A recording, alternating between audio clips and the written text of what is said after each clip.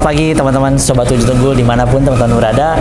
Hari ini kita masih ada di dalam satu acara yang kita kemas kurang lebih 3 hari dari mulai tanggal 12 sampai tanggal 14 hari ini terakhir. Nah, kita ini dari kemarin sudah ngupload video testimoni ya. Jadi ada testimoni dari rekan-rekan pengusaha digital printing tentang cara kerja dan sedikit mengulas segmentasi tentang mesin Binterjet ini. Nah, kali ini kita akan coba bahas lebih dalam lagi sama satu orang, sesosok ya? Sesosok produk spesialis. sosok kayak hantu gitu. Enggak ya. Oke, halo Mas Juber. Halo. Mas Zaki, gimana kabarnya? Baik. Ini baik. Kebetulan aku udah pakai baju hasil daripada mesin Binterjet ini ya. DTF ya. Saya belum nih. Oh, belum. Saya pakai baju jersey buat main bola. Oh iya, karena dia orang sublim gitu ya.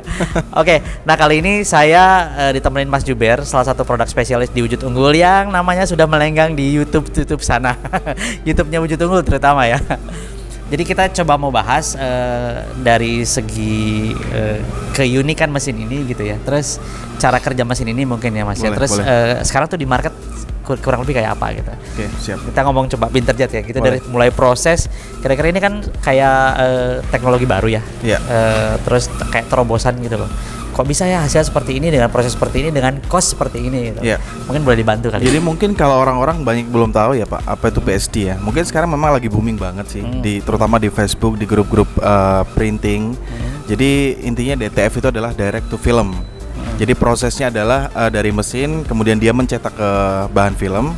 Kemudian dari bahan film itu nanti ada ditepungin Pak. Jadi orang-orang biasanya juga bilang mesin tepung. Mesin tepung ya. Jadi malah yang terkenal tepungnya malah ya. Yang terkenal tepungnya sih. Jadi dari proses dari filmnya kemudian ditepungin, kemudian nanti dipres dengan mesin pemanas.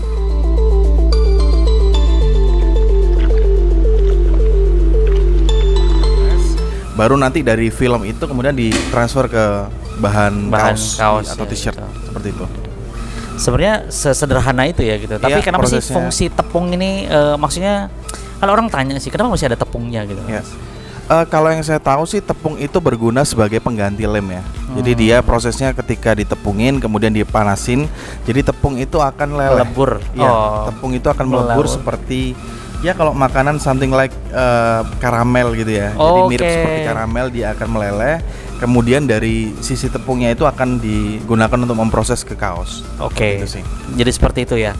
Nah, itu proses tepung sebelum nanti dilakukan press ya gitu. Dilakukan press manual. Iya press manual ya. Istilahnya mungkin kayak glue-nya kali ya atau lemnya bukan ya? Enggak juga ya sebenarnya. Sebenarnya sih iya juga sih Pak. Karena nanti dari tepungnya itu yang akan menempel di bahan kaos.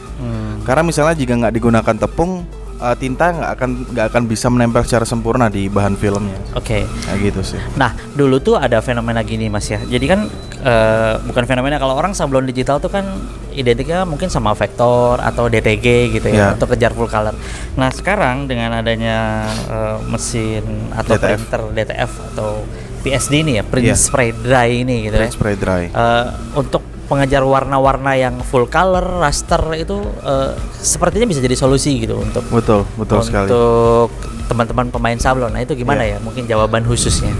Jadi sebenarnya kalau dari segi mesin ini sendiri ya, itu sebenarnya dari segi ketahanan atau dari segi hasil itu mirip seperti DTG. Jadi kalau orang-orang taunya kebanyakan DTG atau bahan-bahan polyflex. Oke. Jadi kalau di vektor. Kalau di bahan polyflex itu kebanyakan dia yang saya tahu itu bahan polyflexnya ikut menempel di dalam kaos, menempel di atas kaos ya. Beda dengan mesin ini. Kalau mesin ini hanya tintanya saja yang menempel di atas t-shirt seperti itu. Jadi mirip seperti DTG. Cuman ada perbedaannya juga. Kalau DTG kan dia langsung prosesnya mencetak ke atas kaos ya, ke atas kaos. Di atas medianya. Di atas medianya. Kalau ini beda lagi. Sebenarnya kalau dari sisi penjalanan usahanya itu prosesnya mirip seperti sublim ya. Seperti sublim. Jadi melewati transfer paper dulu. Cuma ini PET film namanya. Ya, PET film. Jadi papernya dia diganti dengan PET film. Seperti itu sih. Oke, kalau soal hand feel mungkin kan gue baru ngerasain juga ya, hand feel-nya ternyata enak gitu. Iya. Dan ini benar-benar mirip sablon manual.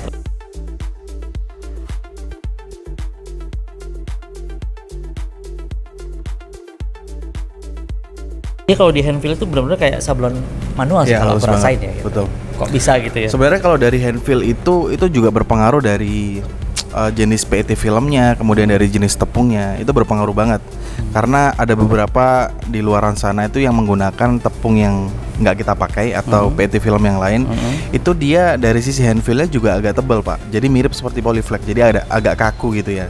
Tapi kalau kita menggunakan PET film dari Bijet PSD ini atau menggunakan tepung dari kita juga, itu dia hand feel-nya sangat-sangat halus atau sangat-sangat lembut ya. Oh, berarti si tepung itu benar-benar kita harus berpengaruru juga gitu. Betul. Ya? Seperti itu sih. Nah, kalau kita kan kemarin ada posting di pertama kali kemarin kan saya ada ngobrol sama salah satu owner digital printing terbesar ya di Surabaya, Katai, Pak Welianto. Beliau tuh bilang ya ini terobosan baru gitu di market juga. Kayaknya kedepannya akan lebih oke gitu ya. Nah kalau menurut Mas Juber gimana nih? Sebenarnya kalau dari sisi bisnisnya sendiri sih, kalau saya lihat ya ini sangat-sangat menggiurkan ya. Karena apa? Kalau di orang-orang printing atau orang-orang sablon itu rata-rata dia pasti akan mengejar cost atau mengejar modalnya. Dari segi investasinya juga nggak terlalu mahal, dari harga mesinnya maksudnya. Kemudian dari cost produksinya dia jauh lebih murah dibandingkan dengan DTG atau polyflex. Nah itu dia sobat ya. Jadi yang perlu di-note adalah cost produksinya jauh lebih murah, bahkan sangat jauh ya. Yang saya dengar kita boleh sebutin kali ya berapa ya? Boleh. Jadi untuk kita kasih perbandingan aja ya Pak. Mungkin kalau dari sisi DTG sendiri dia kalau bahan A3 atau ukuran A3 itu dia bisa sampai kalau baju warna hitam itu bisa sampai sekitar 30 sampai 40 ribu. Sedangkan kalau di Bijet PSD ini dia costnya cukup murah, tidak sampai di angka 10 ribu malah. Itu sudah bisa dipres di bahan-bahan baju yang warna gelap. Seperti itu. Ya seperti punya saya ini ya gitu kan. Ya. Kalau soal warna mungkin ada komen sedikit juga itu. Iya, kalau dari warnanya sendiri memang mesin ini sudah bisa digunakan untuk warna-warna full color atau warna-warna gradasi. Jadi dari segi pewarnaan tintanya juga cukup oke. Memang sebenarnya pengaruhnya itu dari beberapa proses ya. Yang pertama dari segi mesinnya sendiri atau dari print headnya maksud saya. Kemudian yang kedua dari tintanya juga. Dari tintanya itu sangat berpengaruh juga karena kita nggak tahu kalau pakai tinta lain apakah bisa sebagus ini hasilnya. Terus kemudian yang ketiga dari sisi software itu sangat berpengaruh banget. Nah, software ini boleh kan kita udah ngadain sama Pak Roni waktu itu ya. Mungkin diulang sedikit kali ya. Boleh. Soal software ya. Jadi kalau software mesin kita ini dia sudah menggunakan software Wasatch. Jadi merupakan software yang sudah sering dibundling oleh brand-brand besar. Mungkin kita kalau boleh sebutkan atau nantilah di belakang ya. Jadi itu salah satu Wasatch ini adalah salah satu software yang sering digunakan di brand-brand besar, terutama di brand Jepang. Jadi secara hasil dan kualitas itu sangat-sangat bagus. Profiling warna terutama Profiling warnanya sangat bagus seperti itu.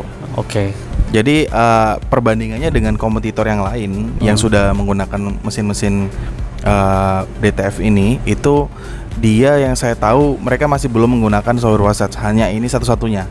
Seperti itu. Jadi itu kelebihan dari mesin Bijet PSD. Jadi disarankan menggunakan software Wasatch ya. Seperti nah, kalau hubungan sama software Wasatch berarti belinya harus di wujud unggul ya. Kemarin kan kita campaignnya wujud unggul style lah. Udah jelasin tuh. Betul. Sobat semua harus dengerin kenapa sih kita sampai muncul istilah wujud unggul style. Karena kan benar Bijet ini kan ada di beberapa daerah juga gitu ya. Tapi kalau masuk ke wujud unggul kita punya karakter sendiri ya. Nah, itu boleh dijelasin kan. Jadi gini, sebenarnya yang jual dari Bijet PSD sendiri ada beberapa dealer ya, salah satunya kita. Cuman dari perbedaannya pasti kita ada kelebihan juga. Dari kelebihan kita adalah sisi profiling.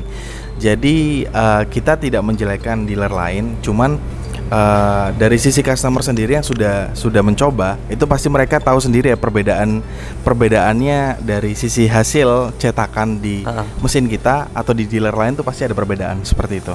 Dari sisi profiling terutama ya. Jadi recommended banget kenapa teman-teman harus ngubungin Wujud Unggul untuk mencari mesin Binterjet ini ya gitu.